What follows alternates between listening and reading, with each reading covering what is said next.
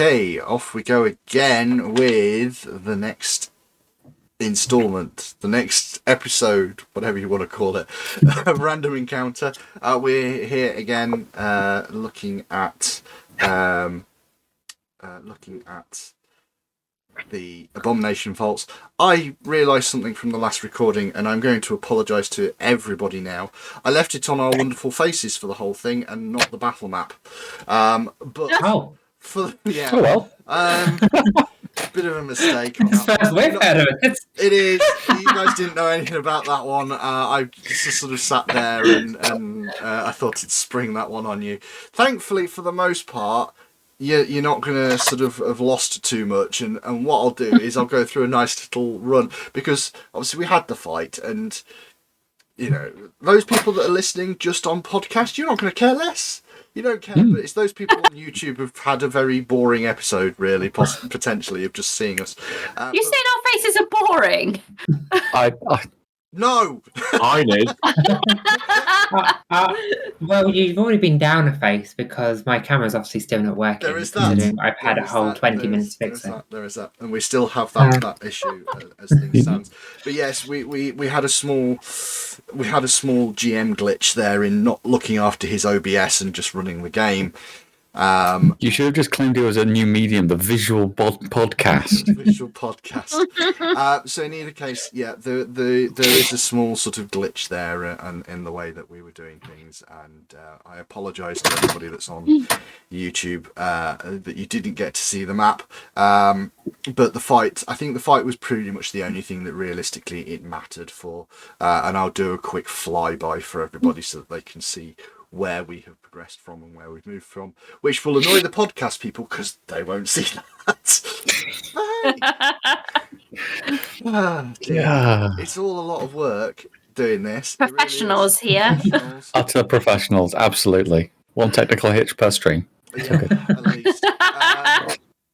So we're in a position that's where we are in terms of that, and as I say, we'll show people where we've got to for a bit. But what I did want to do is bring in another quick chat, another quick rundown of some of the stuff that's going on, basically effectively cutting this down so that these guys aren't playing anywhere near as long as they want to and just have to do snippets, which I can cliffhanger as often as possible.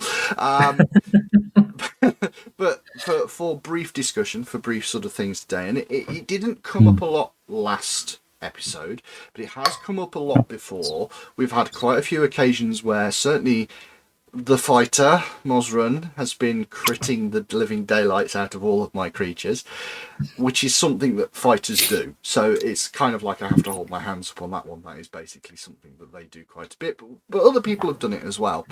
And for the most part, we've not been doing it with natural 20s, because that's not the only way of getting a crit in this. You can get crits in another way, which is the +10 -10 rule, which I think, certainly from the perspective of the people that have played this with me before, this is something that we've discussed before, and we're all quite in agreement that it's quite cool. Hell yeah. Oh, JJ, you can't use this. But I almost got dinged by it on the return stroke from the fly in the last game. I was 1 point off of being critted by it. And yeah, with Mosrun's skill set where he is, he's got +9 on any roll, on the first roll to hit, sorry. So long as he's not bothered by anything, which means that even a modest roll has a very good chance of being better than 20. Which, once you start going above 20, it increases the likelihood severely that you're going to plough into something, especially when you get above 24, which is only been about halfway up, about 15 on the dice, which isn't too unreasonable. So yeah, really liking that. Not liking it when it comes back my way, but liking sending it out. I guess it's a weird one because it makes all of your, I guess, squishy enemies with like low armor classes and things like that all the more squishier, because it's not just actually they're easy to hit, but actually they're much more likely to take a lot of damage, which you know we haven't really experienced that much at this point yet. But I guess in terms of the game balance, it's something that you need to take into account. And like again with D&D, a lot of your high-end enemies will have massive rolls to hit compared to your character. So I think if you had a similar situation in 5th Ed, monsters would be critting your players basically every single attack. If they don't miss, they'll probably crit you. So I still don't think I've played enough to really pass a full comment. So far, it's worked quite well. Obviously, crits are much more often because of it. Yep. But I think over the next few levels, it'll be interesting to see how it pans out with, when you do have this tough monster who, might be more accurate or whatnot, how that ends up affecting the balance of the entire thing. Yep. For the damage that the players take. Because obviously monsters, it's much easier to... If a monster dies really quickly, it's not the end of the world. If you're one-shotting your players all the time, then that might cause a few issues for the continuity... I can't say the word today. Continuity. That's the word. Thank you. Continuity of your player base. And, the likelihood of TPKs and things occurring. I can imagine that shield of yours is going to become real necessary in that kind of situation, because that bumps your armor class by a couple of points, doesn't it? Yeah, currently it bumps it up by 2, and obviously gives me the opportunity to do the shield block reaction. So I think I reduce damage occasionally as well. Yeah. So I can definitely see that being useful as we move up. But I guess the other thing with Pathfinder is that your armor class is much higher as you progress through the levels. Like in D&D, you might get to 24, 25 by high levels. But as far as I'm aware with Pathfinder, if you were like a level 20 character, you begin like 40 armor class in some cases. Well, I mean, so fundamentally, from the basics, if you are proficient in the armor you're wearing and you're level 20, your armor class is at least 20 because you add your level to your armor class. So people that are proficient with their armor at level 20 are 20 and higher. You then add your proficiency level, which by then you're either going to be a master, which is another +6, or you're going to be legendary, which is another +8. So that's looking at characters that are starting at 26 or 28 before even adding on their armor class value. And I guess you'd add the +10 as well as a base, right? Yes, he says, thinking about it. Yes, you do. So you're adding on that as well, so you're then up to 36, 38 as the starting point before you've actually put the armor value onto your character. So yeah, you're swinging for much higher numbers as you get higher level, but then the monsters also have bigger pluses to compensate. So it's all swings and roundabouts, and it's this idea of flat dice rolls against a expanding dice roll system, which is what this is. Flat dice rolls, D&D, which is, everybody knows that D&D likes having this flat system where numbers more or less stay within a certain range, and that's fine. And it means to a certain extent that what you call low level creatures are always potentially a challenge. Because it just takes bad rolls from your players and good rolls from your low-level monsters, and they're still going to do stuff to you. Whereas in this, once you guys have out-leveled a certain creature, it's kind of a bit of a laugh to go in and fight them, because they can't hurt you, and you really can hurt them. So, yeah, I suppose it's the different approach that they've taken. Mm-hmm. Yeah, so I don't think either or is better or worse. It's just a different approach. Anybody else got any other feelings on this? Not really. It's part of the scenery. Absolutely part of the scenery. And speaking of part of the scenery, shall I show people where we are on the map? Do you think that might Yes, that's a smooth segue. Neatly done. No one saw it. Shall I show people where we actually are on this map? Because there we go. So the vast majority of people will not have seen this, and I'll very quickly just run everything down on the map. unfortunately, it's a little bit in darkness because you guys have moved and the camera is things. But where we are now on the screen in this dark area, hopefully people will be able to see this is where we are having the fly fight, and then they've moved themselves out of the building and walked around this sort of side here, and there we are. There we all are around this lovely bit of scenery as it was, this wonderful swamp.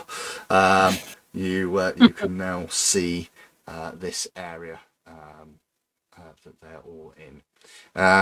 So they've come up here to discover this boat, and we were in a position last time where Neffy, having a very quick look over the boat, discerned that they had a fairly good idea of where this boat might have come from, because the mark on the boat is a mark that they have seen before and potentially even done a little bit of work for in the past. No. All I remember is Never. Neffy stole a bunch of pies. There was that. I didn't steal. Nabbed a whole bunch of pies. I'm grabbing the pies to share because we've had quite an adventure so far, and I think we deserve a good meal, but leave the boat alone. You think we deserve a good meal of someone else's pies? Well, yeah. I mean, they do it to us. This is how, we make friends with them. We eat their pies. They eat ours. We'll have a punch up when we see each other. Who's them? Doesn't matter. Don't worry your pretty little head about it. Well, those pies are from the Crook's Nook. Yes, exactly. And that's how you make friends with them. Yeah. Okay, because how I make friends with them is I patch up their wounds and I don't ask questions. And occasionally find... See? You're keeping each other in business. You send your badge at Exactly. them. So this is part of the business. I take the pies, they come and try and hit me, you patch up my wounds, and everyone's happy. Sounds I've already like eaten one Find a of the version pies. of an insight check.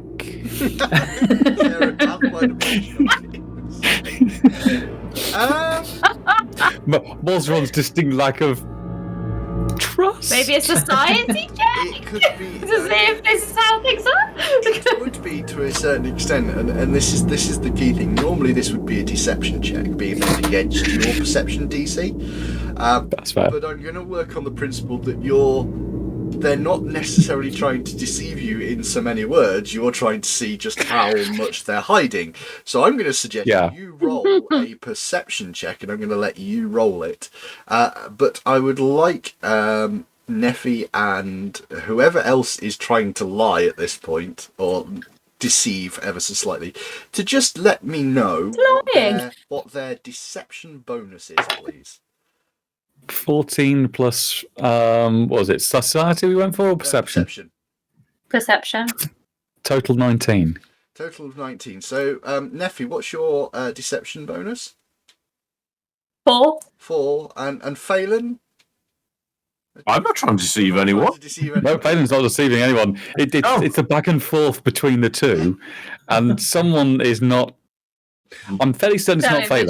Neffy is most definitely with your very high roll compared to her just sort of passive attempt to deceive, because it's not really an active attempt to deceive you.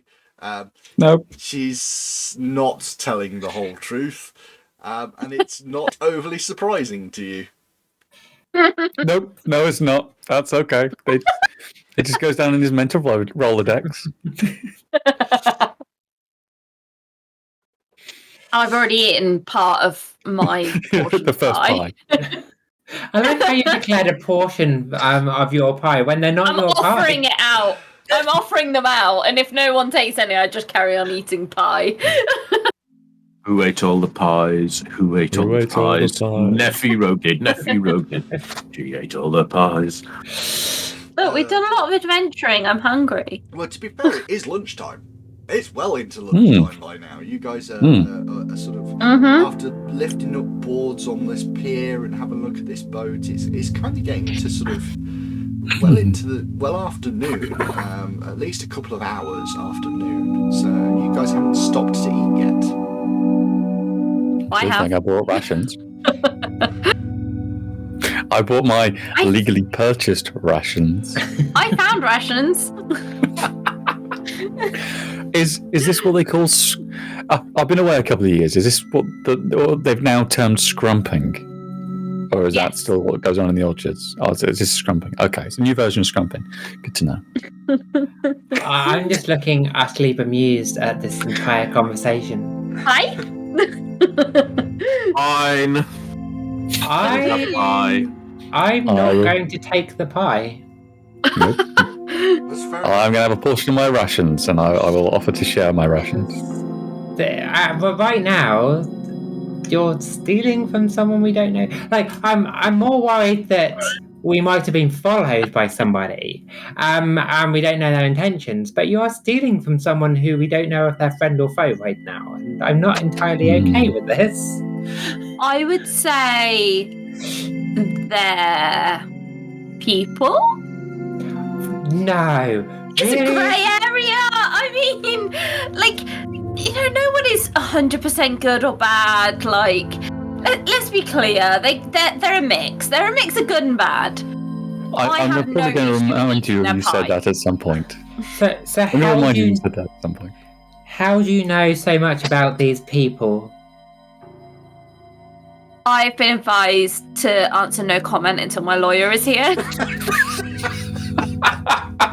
And when is Dr. Gonzo getting here? I don't know. It might take a while. I didn't bring my flares. Neffy, I think it's about time you mention what you know and what else you found in that boat. At the symbol. And tell them the information. If you could repeat the information you gave me last time. Okay.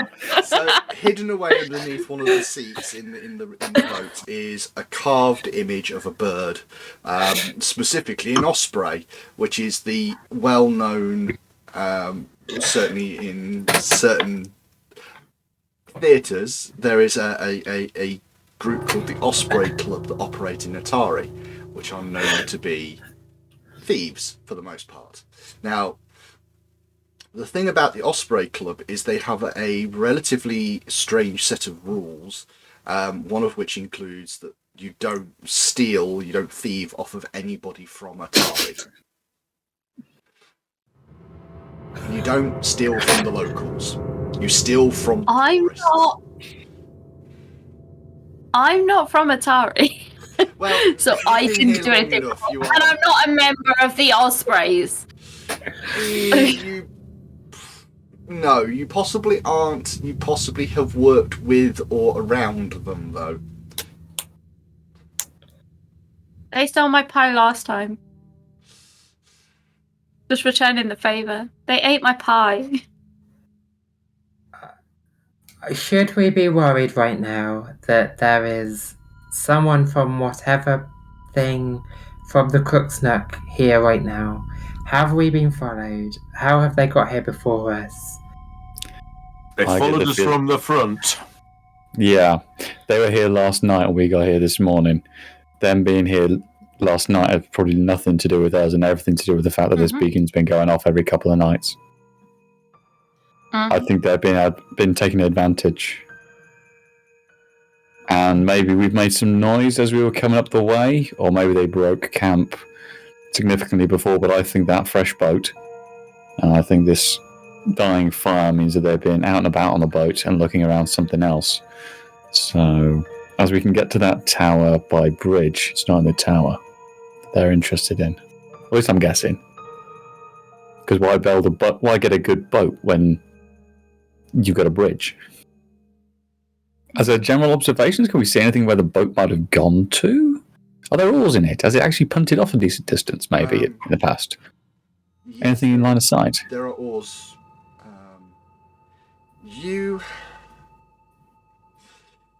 What's your society bonus again for? Well, in fact, all of you. We'll do a quick check. In fact, I won't need those numbers too much because there's 2 natural 20s in this roll.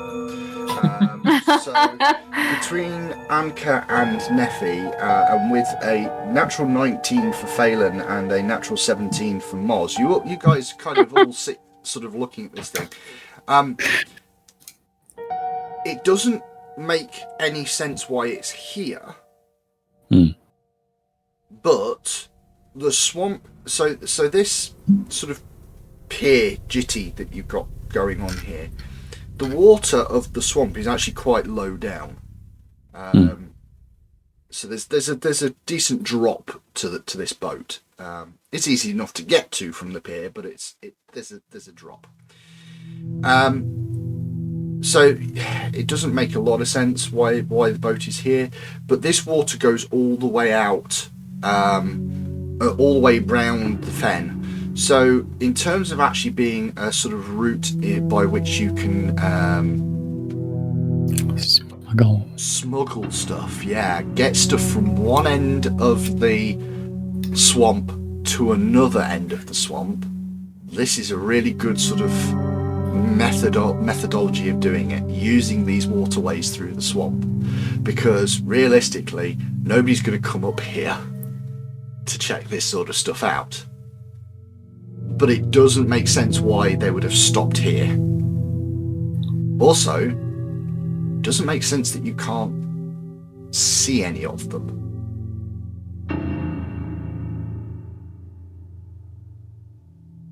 Why would they have left the boat behind? Yeah, they've come to a bad end. Track?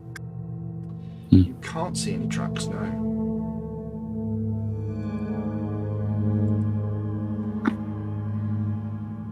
Fresh scran, good boat, old fire. Someone came to a bad end. Guessing. They didn't leave in a hurry, otherwise there'd be scuff marks and this fire had been put out with water. Probably. Or I'd mud dumped on it. Maybe our pal the Swampy Chompy had them. Hardly chance. But Anyway. wouldn't we? There would be signs of that, would there not? Depends how far up or down they went before Getting got. Yeah. If they're being a little bit light-footed, I know I'm not that good at tracking. Should we try scouting out more around the building?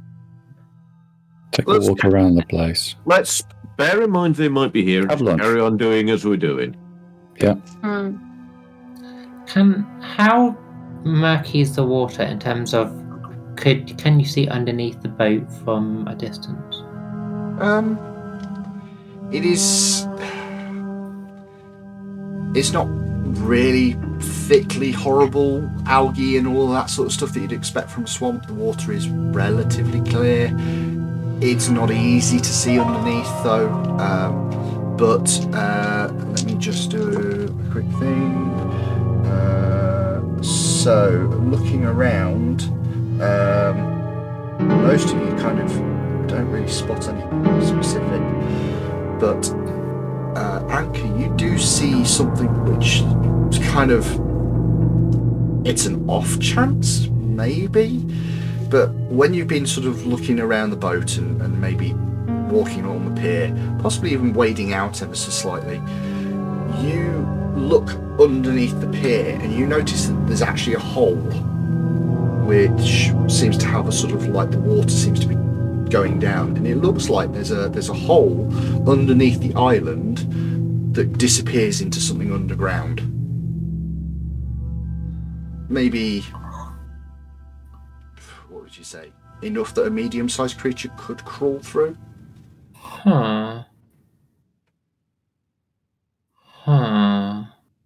What, Neffy?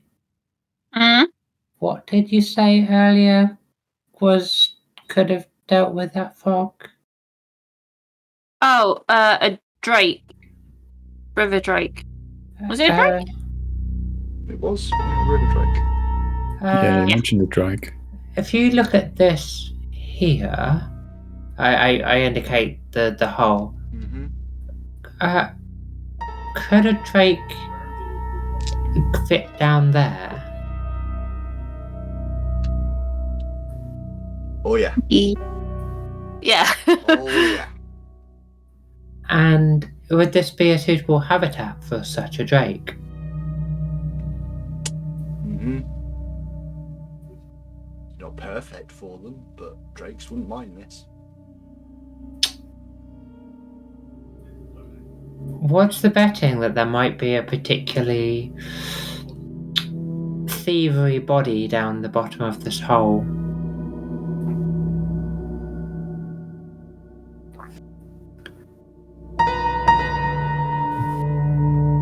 Oh, I think there's a fair chance of it.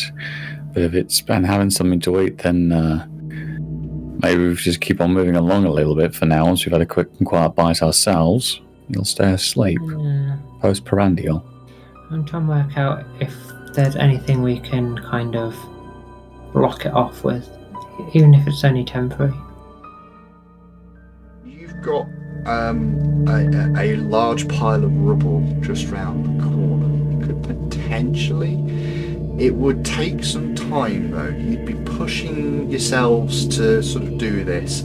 It wouldn't be dark, but it would certainly take you a good hour, 90 minutes to block this hole off with the rubble that you have available. And securely is the thing. Mm-hmm. You could do it quicker if you just chuck stuff on there, but it might not stay up for much.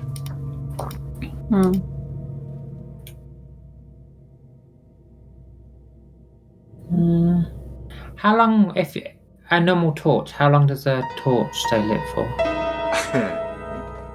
Quite a while. I think that's the Plot-related times. Yeah, plot-related timings.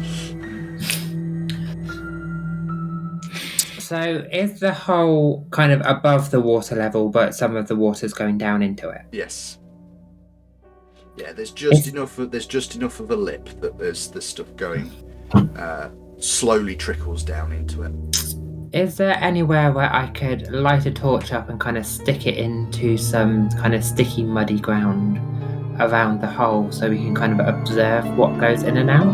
Yeah, it's easy enough. I do that then. I light one torch and shove it in the ground so that it leaves the entrance fairly well lit. Yep, that's easy enough. And you can see that it does sort of disappear down, keeps on going down at an angle down into it, and there's a slow stream of water that sort of goes down the hole. It's not very... So they cast about sort of 20 foot of bright light and 40 foot of dim light. But all of you guys can see, you know, in at least low light, because you've all got low light or dark light vision. So you're kind of looking down into this thing. You can see about 40 foot with no problems. And you can see that this thing disappears down and then seems to open up, but that's about as much as you can see. That it goes into some sort of cave. Is it a dug hole? Is it a dugout and like stone lined, or is it it's been tunneled and it's sewer kind of dig down, or is it dug through or worn? It looks like a natural burrow kind of. Okay. Just thinking it might be a sewer way into this building place, into this castle set, but we probably want to come back here at some point. There's a bridge and doors, and there's a door just there to our... Oh, yeah. I was just thinking, is it a possibly sneaky way in or otherwise, or something from when this place was still active? But no. So this is underneath us, under the boathouse, or is this over the water, sorry? Underneath, under the boathouse. Goes underneath. Gotcha. Okay. So are we going to block this up for what that's worth, or are we just going to crack on and be a little bit quiet about it? To an extent. Crack on and be quiet, I think. Yeah, I think cracking on's probably worth it, and just occasionally keeping an eye on it, seeing if anything goes in or out, or knocks the torch over or anything.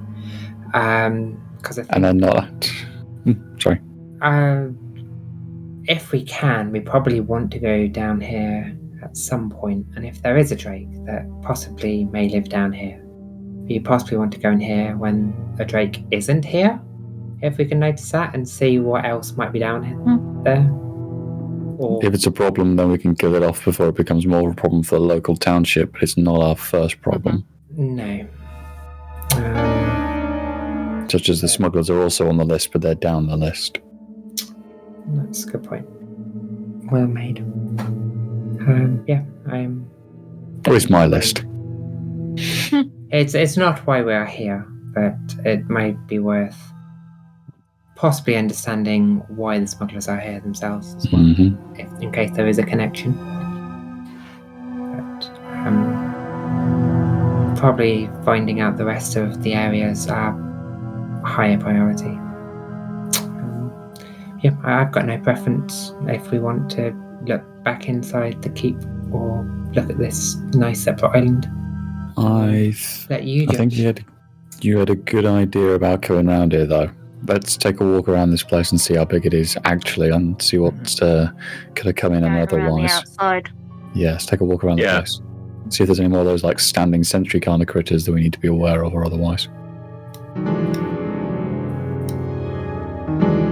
Walking around. So, I like your thinking. so I'll let you guys move your tokens, but I'll sort of describe as you go. You pass past this large circular semicircular wall. You note that goes up to the lighthouse. That is the base of the lighthouse. So from out here, you can tell this sort of section here is the base of the lighthouse, and it keeps on going. This bit, sorry. The sort of South or north? down here that I'm just pinging out, that sort of area. Yeah, That is the base of the lighthouse tower itself. The only structure which survives above 2 floors. So that's that there. As you progress around and further up, sort of to the north, this extra building at the top. It just sticks out on its own. It really doesn't make sense what's over there. Just this odd, small, compact building which seems to be there. Then, as you keep on going north and you sort of starting to crest round this area here at the top, what you can see is as you get to these windows and you look into this room, the first thing that strikes you is it's this lovely blue colour. Okay, blue sort of things coming in, and that's coming in from the light coming in from the north. It seems to be hitting some sort of windows that are casting blue and various other sort of coloured lights, and there are 2 bodies lying on the eastern wall, just lying on the floor. They seem moderately decayed. From here it's difficult because you're looking through those really thin artery sort of slats, but you can see that there are a couple of sort of dead bodies there. One of them, so as I said, there's a couple of bodies just over there. Let me just have a look. Vaguely looks one of them vaguely looks humanoid.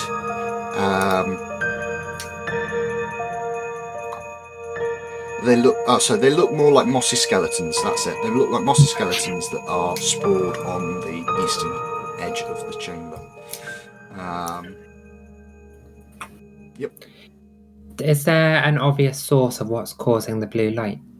The windows on the northern wall. So as you walk around, you note that the windows are they're sort of like stained glass windows on this top end. And as you look through the window, you can see what appears to be a raised dais with a sort of shrine on the top, but it's from here and through the stained glass windows you wouldn't be able to tell what that is from. Can we make out what the stained glass is out of curiosity? As in what the picture is? If there a picture, or is it just blue stain? It's not really much of a picture. From here, actually, no, you can see some stuff from here.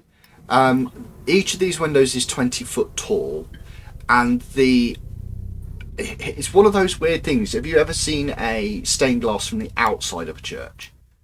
Yeah, that's what I'm saying. It can't be easy to make out They're the not images. easy to make out, but the shapes do seem kind of humanoid-ish, but it's very difficult to look at what they are from this side. Do they look deific at all? No. Okay. There's none of the stuff that you'd expect. There's no wings, there's no crests across the top, there's none of that stuff. There's not even like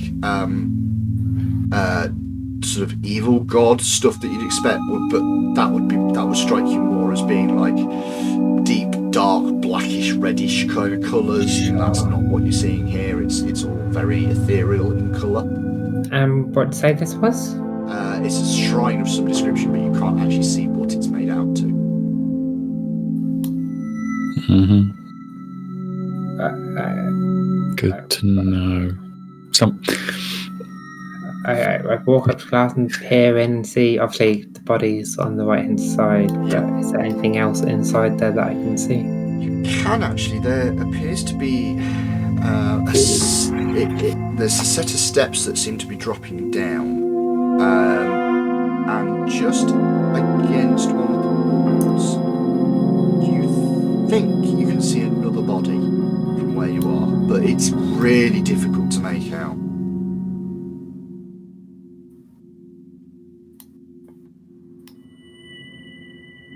Is your paladin sense tingling? Yeah. Mm.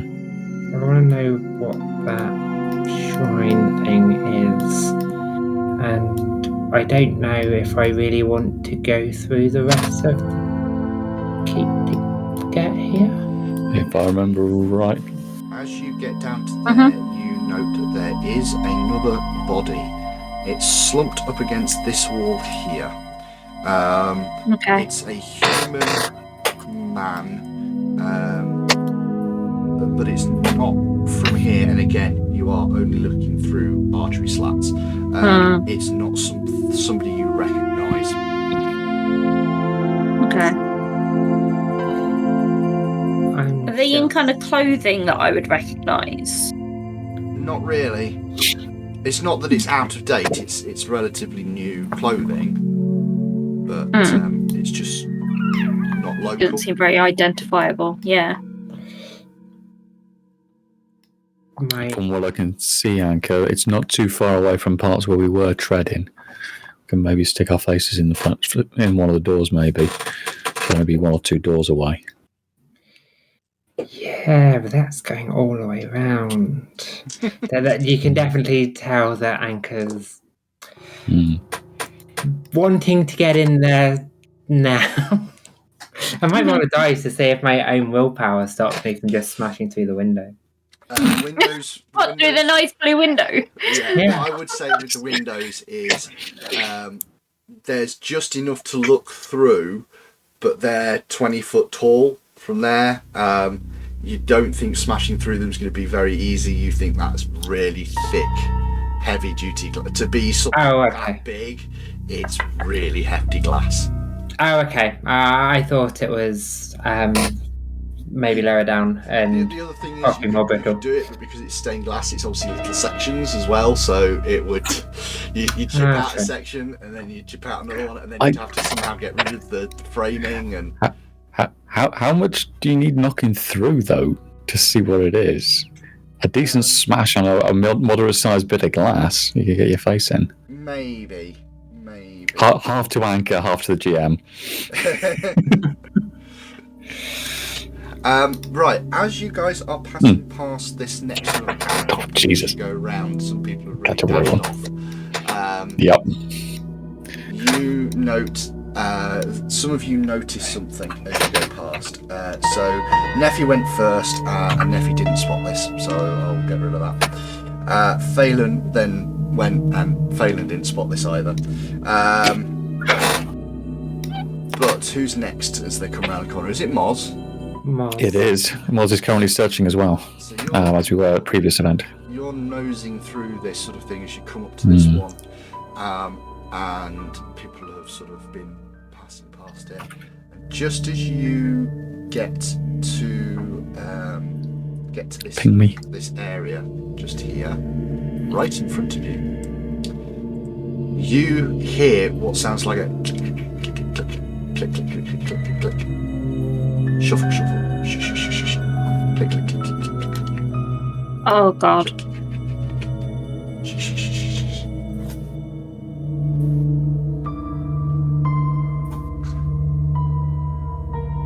Boswell. Very briefly, you catch sight of something in the room.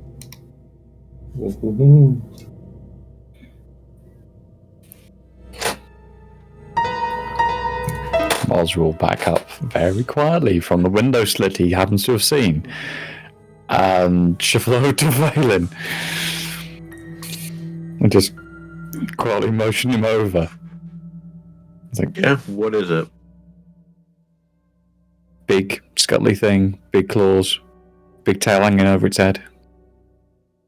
It doesn't sound particularly fun. Let's try not to annoy it. Yeah. It looks about, well, bigger than thee and me. Well, that's a sensation I'm used to. Yeah. I don't know exactly what it is, but that looks entirely problematic in that particular room right there. Let's not. So And I'll wave anchor away from the window slit. Okay, and I will go towards the water. Yeah, moderately safer. Your idea about not going all the way in necessarily through where we're thinking might be a good idea. Something scuttled around in that room just through that wall. That's decently big. I kind of shrug and then start walking back towards the window. I'm trying to get everyone's attention, like to say there's a hole here, like guys, I found a way in. So, as it happens, the wall that they were talking about, Anchor, is this one down here, not the one that you're walking back up to. Yeah. And as you get near it, you also hear click, click, click, click, click, shh, click, click, click, click, click. But you don't. Well, you do. You catch this large shape, large chitinous black sort of armoured plates all over it, two large claws. I'll at this point, enough of you have seen this creature to give you a lovely little picture. Oh. Mm-hmm. It's almost as bad as SPIDER. Oh God. Oh, that's a tiger. That's Yes. Yeah, I definitely point to Mawson. Maybe window is better, even if it does make a bit more of a sound. Yeah. But maybe the window will keep it on that side of the window. Well, I really do want to know what that shrine is, and we either go through that or we go through the window. I'm liking your window idea. Because going through that could be very wet, very messy. So your memory of the building on the internals, and now that you're kind of piecing it all together, is that actually there was a door into that chamber, but it was completely blocked off by the rubble. There was no physical way through into that room. And now that you've kind of looked through the slits a couple of times, from a distance, you can see the same thing on this side. There is a door, but it is so heavily buried under stuff you cannot get through to that chamber.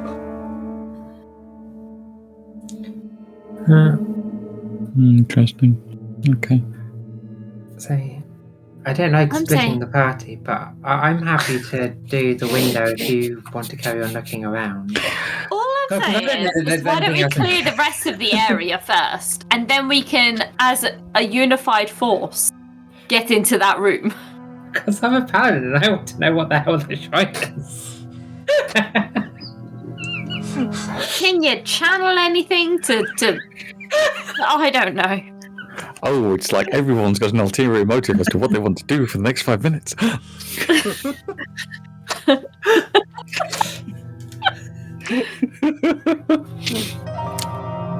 I assume this is an open wall where I am.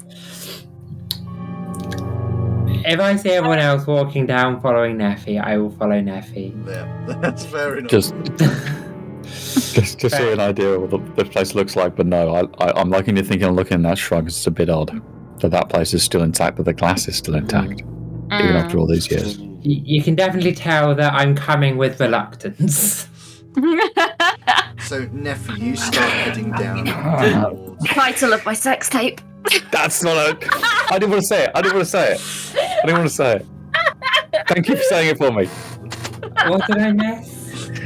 Coming with reluctance. It's okay. Oh. Yeah. Yeah. Oh, boy. I do want to be the guy. I'm glad Artemis is not for children. Yep. So safe for work. I'm kind of glad right now that my camera isn't working, because I'm probably quite red right now. So... Oh, dear. You start heading down here, Neffy. You enter into this large chamber and immediately recognise it. For a start, because you can see a number of Mitflit gremlin-type corpses on the floor in the distance from you. But you have now sort of done a full sort of circle round. As you were looking in sort of down this way, as you sort of step through this wall, you did see that there is a chamber in there where the floor appears to have completely collapsed in that room. Oh, this bit. That bit there. Almost the entire ceiling of this room has collapsed, while below the floor has crumbled into a 10-foot deep sinkhole filled with rubble, mud and glistening patches of fungus. Evidence of ancient damage, burn scars and acid scorch marks decorate the walls and much of the rubble.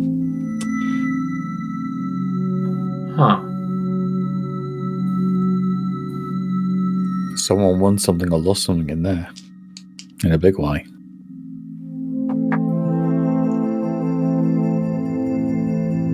Also, doesn't that link up to the suspicious bridge and stationary sentry? Yeah, it does. That's what I was thinking. Yes. I'm wondering if the hole will go all the way through to the cave that we saw. As in, if you carried on going, I don't know how deep.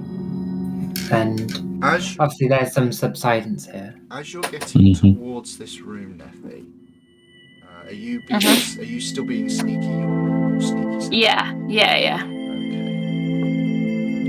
So you're sneaking through and you're moving through into this chamber, and as you get in and sort of start getting close to the edge, you realise that there is sound coming from in the sinkhole. Oh, goody. Kind of high-pitched-ish noise, something that you've heard before, and it's always like all in a language that you don't recognise, but there's a certain amount of squawking and screeching from down in there. I'm doing hand signals at everyone, like. I approach Neffy. Are the rest of you trying to be sneaky, or are you just going in? Because of the general hand signally things, I'm going to go sneak. You're going to go sneak? I'm also going to go sneak. I'm not, because I don't think that's my kind of style. That's just not you. I don't think I'm swapping out for the snap. Yeah. I'm hiding behind something. I'm being really.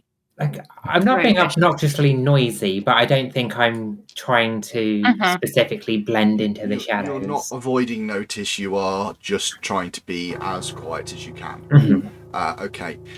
So can I get everybody's stealth modifier, please? Everybody's stealth bonus, and I'll roll you up some little bits of stealth. Well, mine's -2. Yours is -2. In CP, you can't see me. I don't think I could be stealthy even if I tried. I mean, you never know. It's an untrained skill. I got no chance. I for failing. So Neffy's already in there and already being quite sneaky. Phelan, you quite easily get sort of into the room, no problems whatsoever. unsurprisingly, the clanking tube behind you. So, Neffy and Phelan, by all means, put yourself where you want to in the room, because I'm going to say that you quite literally sneak your way around. No problems whatsoever. Mosran and Anchor, I'd like you to be near the doorway where you basically are, because functionally, as you try and step over the rubble and move yourselves around, you are just clanking, constant bang, clang, knocking into each other, and all of a sudden, you all hear at least some of the creatures go shh. I'm training, just in case. I'm training the halberd for the sap at this point. Hearing words. And 4 mitflits start to sort of try and scurry out from the rubble in the bottom of this sinkhole. Some of them have got like bits of mushroom crammed in their mouths, or like little grubs and things like that they've got shoved into their gullet. But most of them have got darts in their hands, sort of ready to go. And I'm going to sort out the combat tracker because I would like all of you to roll initiative. So Moz and Phelan and Neffy, you'll be rolling off of your stealth because you're trying to avoid notice. Anchor, you can do it off your perception still. And there are a few bonuses obviously for Neffy for having used stealth in this fight. But I need to find the actual combat tracker that's appropriate. Go on, where are you? Just so you are aware, occasionally when we're out of combat, we see like a stalk thingy. An unknown creature that looks vaguely bird-like. Yeah. Or like a really dodgy as much bird. as I hate to say this, unfortunately, that is something that should be coming up later. And Cool. I'm a little bit annoyed that it's showing you it, because the whole idea I had of like setting up all of the combat trackers for me in advance is a little bit broken when you can then see one of the fights that's upcoming. I've got no idea what it is. It just Yeah. very bad scarecrow. If anybody listening to this has a better idea on how to do initiatives like this, because fundamentally what I want is the ability to have stuff set up in the background somewhere that I can just type in their initiatives, but it's very difficult to do that. And it would be lovely to do it in here and be able to completely hide the encounters until I hit start, which is what I thought would happen, but apparently not. Or at least until I'd added them to the combat tracker. So the 4 of you are now added to encounter tracker number 9. If you can scale through your things, you might need to refresh. I have a feeling that if you start a new combat tracker while someone's looking at the combat tracker doesn't update. Yeah, I think that's yeah, I'm gonna refresh. Refreshing. Yeah. Refreshing. That might be something to send to Pantry and say, "Oi, you." It'll probably actually be more somebody modding it, to be honest with you. I'll get a little bit of combat music going. Phelan's in there with an 8, but everybody else needs to roll still. I cannot see Phelan's initiative. There we go. Ish loaded. It's still loading for me. Right. Perception, roll, efficiency modifier. Oh Jesus! Oh, do we get? Oh no, we don't have a +1 circumstance. You don't have a do +1, no, not at all. So just a roll. That's a fairly decent roll. And just waiting on Neffy. You having problems loading though? Is that right? Yeah, I mean, you can roll it for me if you want. I mean, technically, I could do. That's I'm quite happy for you to, because it might take a minute or two to load because my computer's slow. You didn't want me to do that because I've just rolled for your initiative.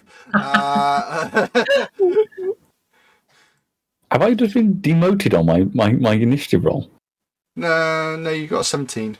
I got a 20. Did you roll a 20? Did you roll it twice? You managed to 40 seconds ago. You did. You rolled it twice. That's what happened there. Oh yeah, I see a natural 20 +1 and then a 16 +1. Yep.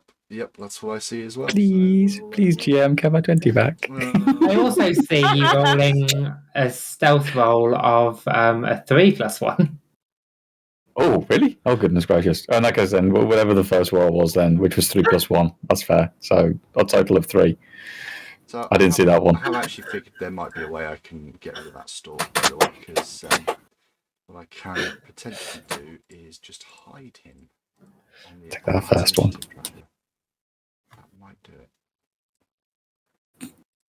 Just hide that away, and hopefully that will make him disappear on your. And then by the time you get to him, you might have forgotten he exists. Right. Remember what? Yeah, indeed. There should be some fighting music going on. There we go. That's a bit better. So we'll start this combat, and we're actually going to begin it with one of the creatures in the in here. So this one here sort of shuffles his way out. Come on, make yourself visible. Well, that's fun.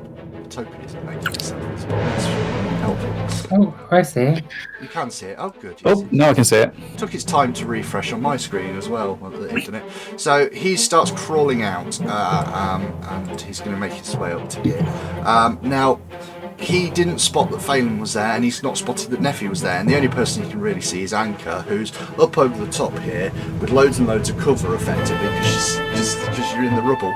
So he's going to try and lob a dart, because that's the only thing he can do down there at a very, very well protected Anka. You don't have your shield on though, so I suppose that's I don't. something. But he's going to roll a 24, but you've got +4 for the amount of cover you've got at the moment. So That's still not enough. So yeah, 21. Oh, that's still going to hit you then. So this dart comes flying out from the pit and catches you in the shoulder as it whizzes past. You are going to take 2 points of damage as this dart pierces you in your shoulder. And then he is going to kind of, because he heard a lot of noise, he's going to then try and take a seek action to see if he can find anybody else in the room. So I know what your scores were from earlier. He doesn't have any idea where anybody else is at all in the room. He kind of has a look around. Can't see anything. Only can see Anka. It is Mosran's turn.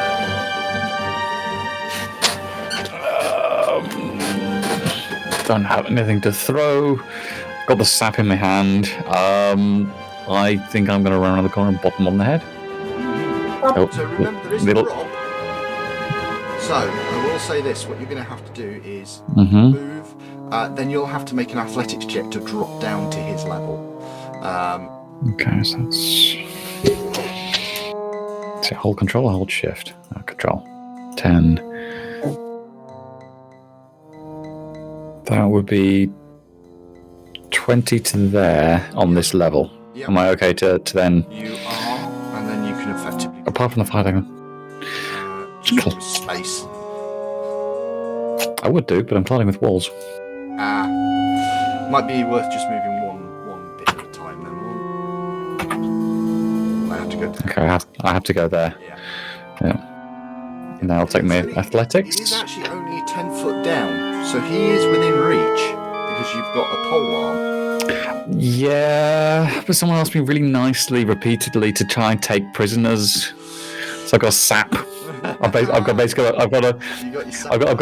lead fish weights in a leather sock that I'm about to do little bunny foo on this method. Okay, so you're using your sap and you're going to try and do non-lethal damage with it. That's fair enough. Yeah, absolutely. So you do have to make the athletics check to drop down, right? Okay, athletics is +7. Going on the red dice is 10 for 17. You are fine. You happily drop down just in front of this creature, and you have your sap in it. What's that?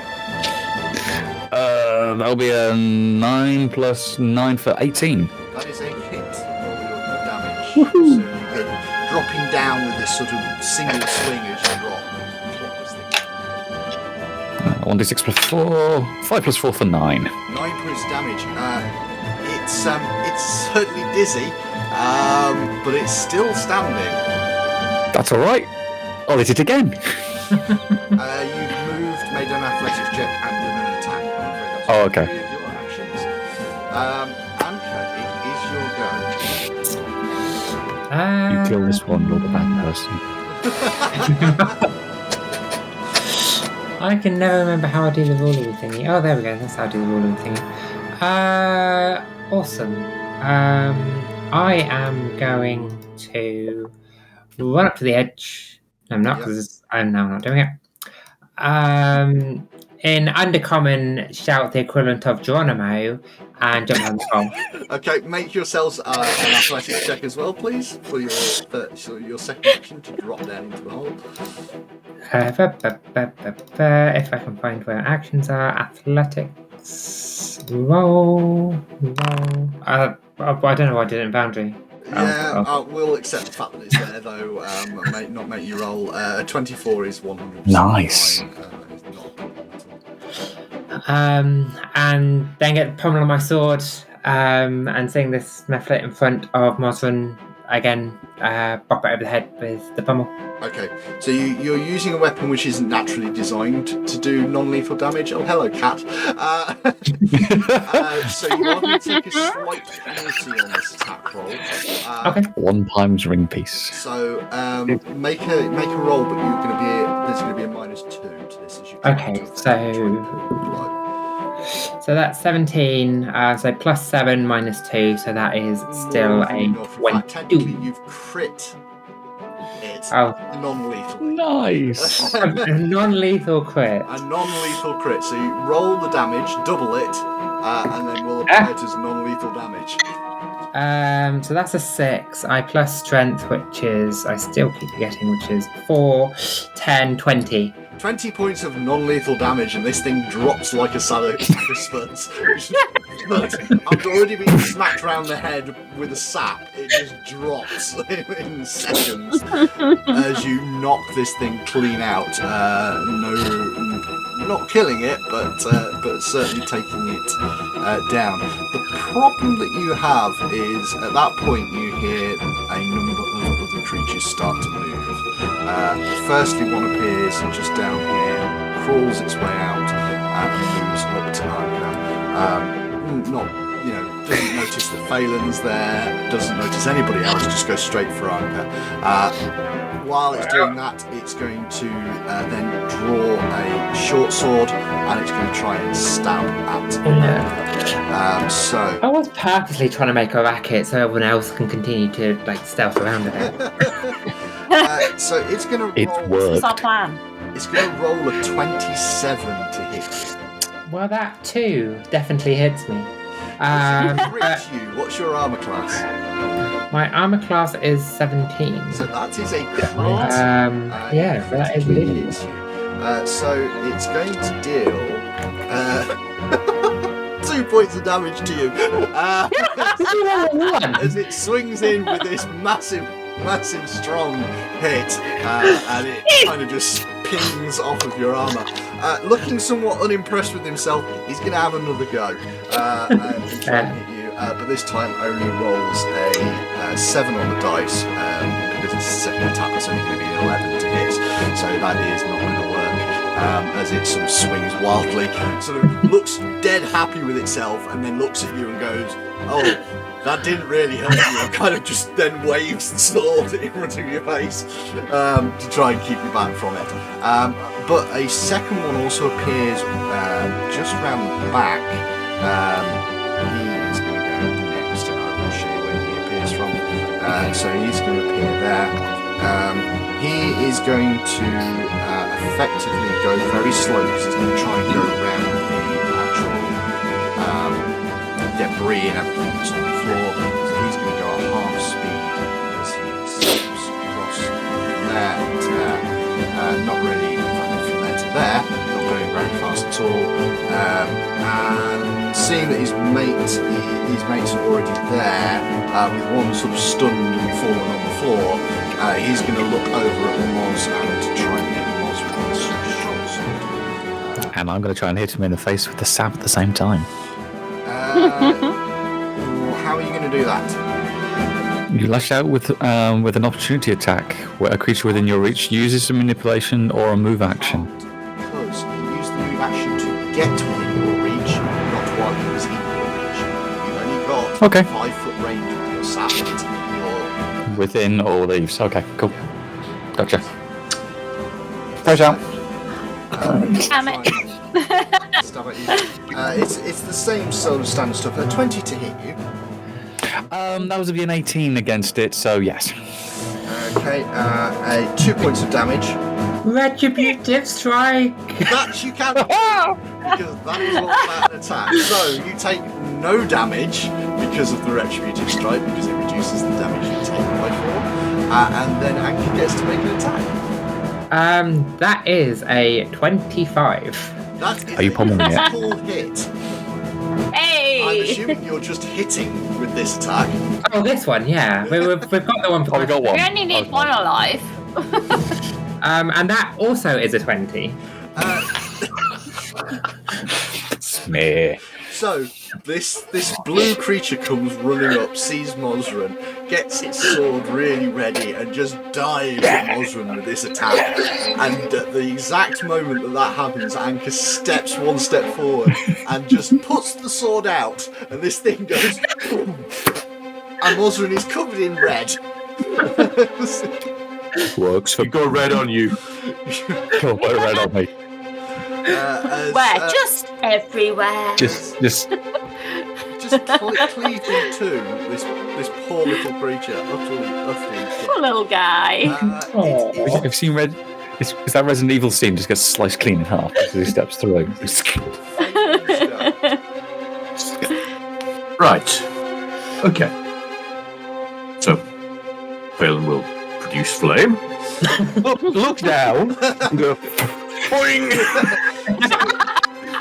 It's a spell attack, it's a ranged attack, but that doesn't matter because spell attacks use the same plus minus anyway, and it can't attack you because you're up 10 foot. So yeah, it's go for your attack roll. 8. Oh no!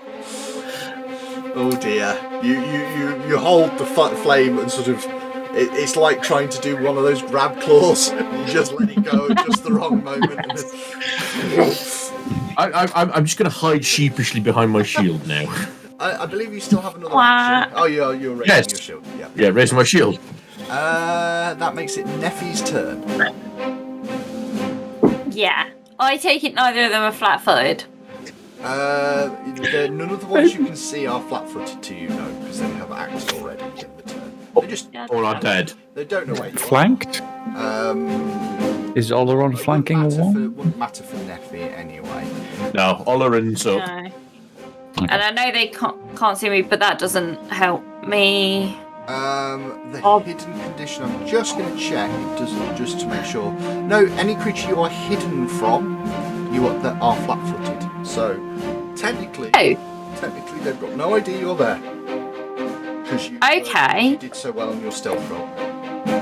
I will shoot at that one then. Yep.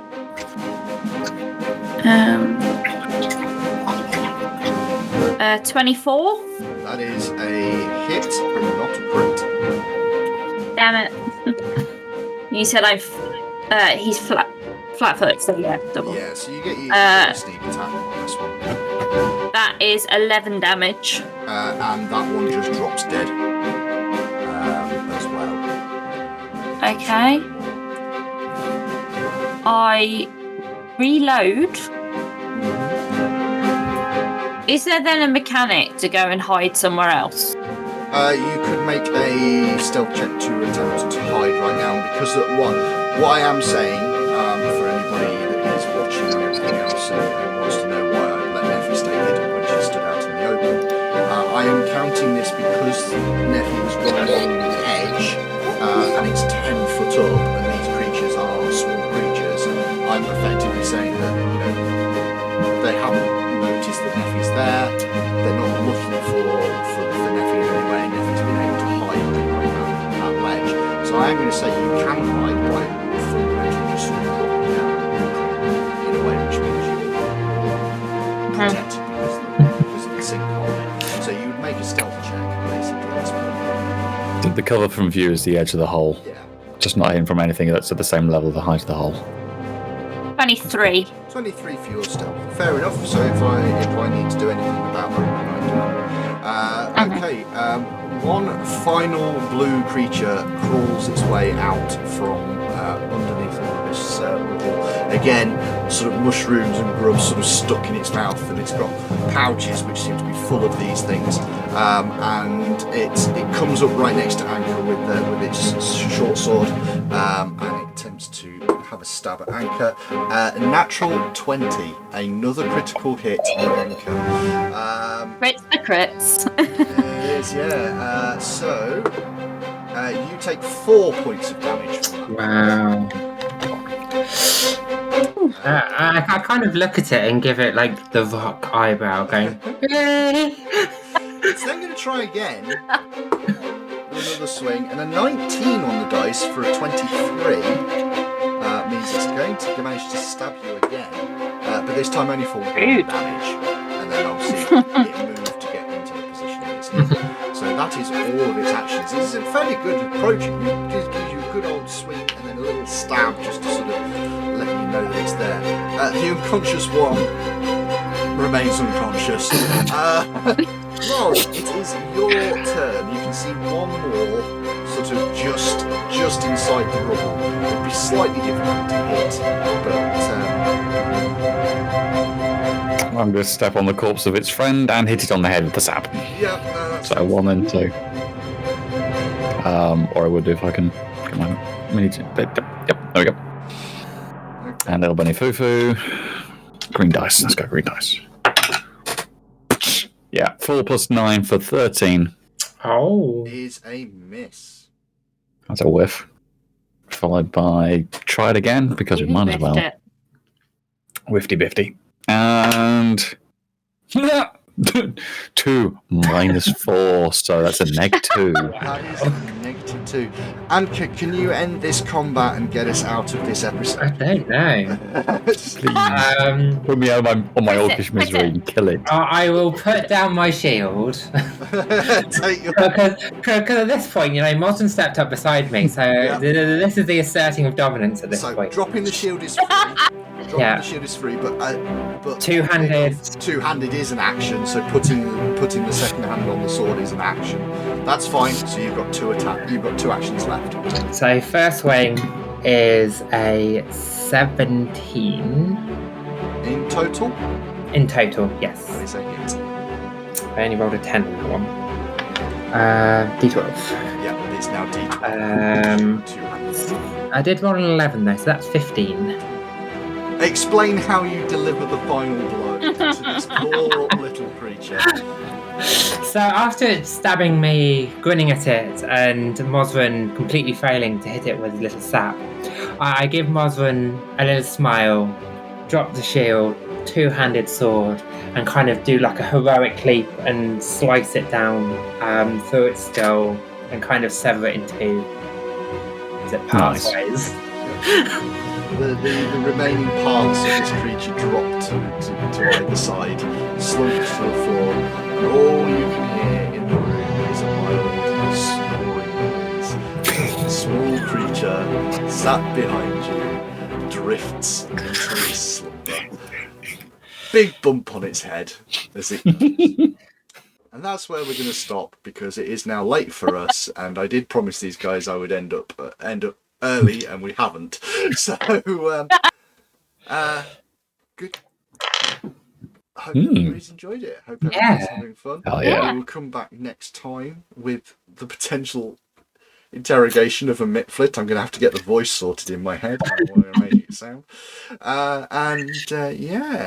This is everything. This is how it's going. So, enjoy everybody, and we will see you in the next random encounter. Bye. Take care. Bye. Bye.